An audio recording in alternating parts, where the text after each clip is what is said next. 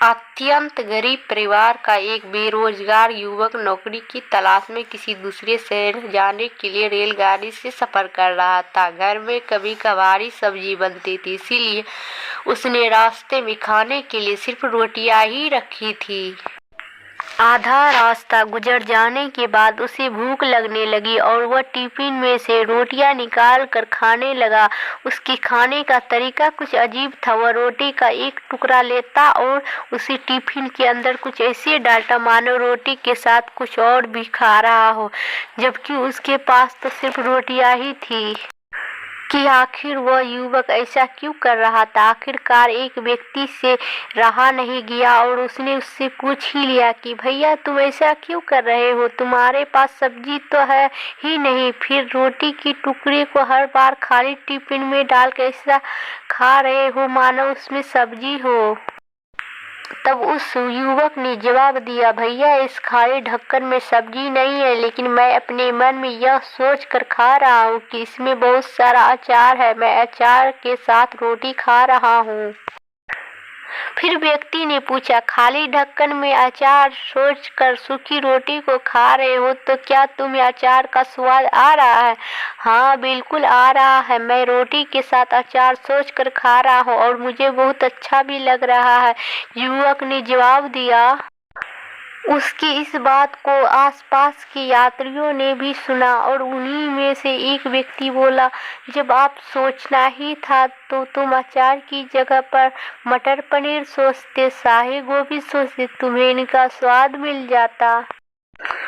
तुम्हारे कहने के मुताबिक तुमने अचार सोचा तो अचार का स्वाद आया, तो और स्वादिष्ट चीजों के बारे में सोचते तो उनका स्वाद आता। सोचना ही था तो भला छोटा क्यों सोचे, तुम्हें तो बड़ा सोचना चाहिए था। काबिलियत की पहचान। किसी जंगल में एक बहुत बड़ा तालाब था। तालाब के पास एक बगीचा था जिसमें अनेक प्रकार के पेड़ पौधे लगे थे। दूर दूर से लोग वहां आते और बगीचे की तारीफ करते। गुलाब के पेड़ पे लगा पत्ता हर रोज लोगों को आते जाते और फूलों की तारीफ करते देखता उसे लगता कि हो सकता है एक दिन कोई उसकी भी तारीफ करे, पर जब काफी दिन बीत जाने के बाद भी किसी ने उसकी तारीफ नहीं की तो वो काफी हीन महसूस करने लगा। उसके अंदर तरह तरह के विचार आने लगे। सभी लोग गुलाब और अन्य फूलों की तारीफ करते नहीं थकते, पर मुझे कोई देखता तक नहीं, शायद मेरा जीवन किसी काम का नहीं, कहाँ ये खूबसूरत फूल और कहाँ मैं। और ऐसे विचार सोचकर वो पत्ता काफी उदास रहने लगा।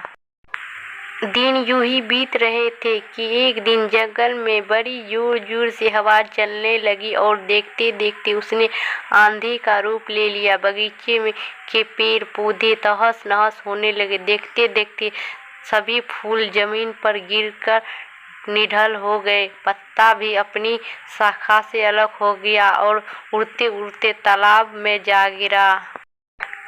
पत्ते ने देखा कि उससे कुछ ही दूर पर कहीं से एक चींटी हवा के झोंकों की वजह से तालाब में आ गिरी थी और अपनी जान बचाने के लिए संघर्ष कर रही थी। चींटी प्रयास करते करते काफी थक चुकी थी और उसे अपनी मृत्यु तय लग रही थी कि तभी पत्ते ने उसे आवाज दी, घबराओ नहीं, आओ मैं तुम्हारी मदद कर देता हूँ। और ऐसा कहते हुए अपनी ऊपर बैठा लिया। आंधी रुकते रुकते पत्ता तालाब के एक छोर पर पहुंच गया। चींटी किनारे पर पहुंचकर बहुत खुश हो गई और बोली, आपने आज मेरी जान बचाकर बहुत बड़ा उपकार किया है, सचमुच आप महान हैं, आपका बहुत बहुत धन्यवाद। यह सुनकर पत्ता भावुक हो गया और बोला, धन्यवाद तो मुझे करना चाहिए क्योंकि तुम्हारी वजह से आज पहली बार मेरा सामना मेरी काबिलियत से हुआ जिससे मैं आज तक अनजान था। आज पहली बार मैंने अपने जीवन के मकसद और अपनी ताकत को पहचान पाया हूँ।